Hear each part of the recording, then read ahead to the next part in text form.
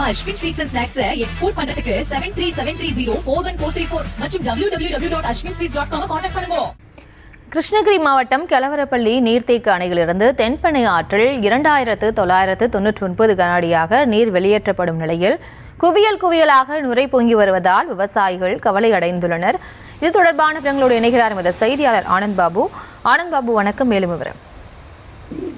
ஒசூர் அடுத்த கெலவரப்பள்ளி நீர்த்தேக்க அணையிலிருந்து தென்பெண்ணை ஆற்றில் திறந்துவிடப்படும் நீரின் அளவு அதிகரிக்கப்பட்டிருக்கிறது. தற்போது வினாடிக்கு 2999 கனஅடி நீர் வெளியேற்றப்படும் நிலையில் தென்பெண்ணை ஆற்றில் குவியலாக நுரை பொங்கி காட்சியளித்துக் கொண்டிருக்கிறது.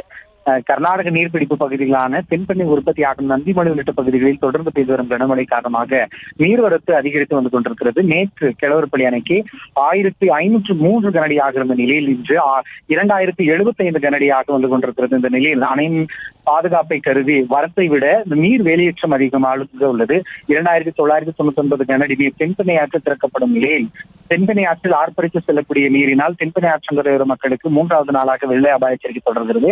இந்த நிலையில் இந்த நீரில் அதிகப்படியான ரசாயன நீர் கலப்பு காரணமாக குவியலாக நுரை பொங்கி காட்சியிருக்கிறது. அருகே இருக்கக்கூடிய அணைக்கருகே தரைப்பாலம் பகுதியில் மழை போல இந்த நுரை பொங்கி காட்சியளிக்கிறது.